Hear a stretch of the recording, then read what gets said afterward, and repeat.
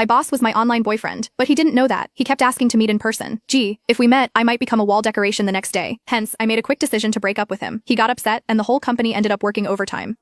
How should I put this? For the sake of my mental and physical health, maybe getting back together with him wouldn't be such a bad idea. I was dating my boss online. Meeting in person? That was never going to happen. He didn't even know his online girlfriend was one of his employees. Lately, my boss had been in a bad mood. Everyone could feel it, so everyone had been extra careful. Even the usual breaks had been cut short. The boss had been working crazy hours, and no one dared leave before him. So our work days had stretched to 11 p.m. or 12 a.m., and I was starting to get dark circles under my eyes. My skin had been looking worse too. To be honest, I felt like I was probably the only one who knew the real reason behind his bad mood, but I couldn't tell anyone. The boss had had his heart broken, and unfortunately, the one who broke his heart was me. He didn't know that though. It all started when my online boyfriend of 2 years wanted to meet up in person. We met on social media. He had posted something asking for advice. Why can't I find a girlfriend? I clicked on it, and the post said, I'm a man, 6'2", 183 pounds, 25 years old, Ivy League graduate, with a master's in management and engineering. I'm currently the vice president of a listed company, with an annual salary starting at $500,000. I own a car and a house, but my looks are just average. I've never had a girlfriend. So what's the issue? The comment section was full of sarcastic remarks. Ugh, someone's fishing for compliments. Is this guy living in a dream world? Ivy League grad, just 25, and already a VP? Come on, get real. At least create a more realistic persona. As we all know, only family-run businesses give young people such high positions, but most of those rich kids study abroad. Being in a playful mood, I commented, maybe it's the looks. Post a photo and let's see. Then I closed the app. Not long after, I got a private message from the poster. Hi, can I send it to you privately? Though confused, I enjoy some drama, so I replied, sure. Then he sent me a photo. I almost spat my coffee out. He said he was 6'2", I'd believe 5'0" maybe. It was a selfie, with his face covered by his hand, and the angle made his head look huge, and his body tiny. His hair was sticking up like he'd just used some kind of hair gel, and he was wearing thick black-rimmed glasses, making him look both nerdy and awkward. But despite all that, his face was actually fine. Even though it was partially obscured, I could tell his lips, nose, and eyes all screamed handsome. Still, there was something about him that seemed oddly familiar. I mentally shouted, there are actually guys who don't realize they're good looking, while zooming in and out of the photo multiple times. With my helpful mindset, I typed out a few tips. Your clothes and selfie skills need work. Try frameless glasses, or better yet, wear contacts. And change your shooting angle. Tilt the phone slightly, making sure the charging port leans toward you. Also try pants that are a bit looser, like casual black ones. He replied, thank you so much. I didn't think much of it and moved on. But the next day, he sent me photos of his makeover, taking my advice to heart. The day after that, again. Then it went on for a few more days. I was getting tired of it when he suddenly asked if he could add me as a friend on Facebook and offer me a thank you gift. If someone was offering money, I'd be crazy not to take it. So I gave him my profile link. Moments later, an account with a familiar profile picture sent me a friend request. Wait, wasn't this my boss? I panicked, almost accidentally accepting his friend request. My heart sank, and I quickly restricted the visibility of all the previous posts on my feed. My brain raced, wondering if I'd somehow linked my private Facebook account to my company info. Meanwhile, he was typing for what felt like forever before sending a message. Thanks for all the help these past few days. Here's a little something for you. And then he sent me $7,000 via MetaPay with the note voluntary gift. I was speechless. I compared his profile with the photo he sent me.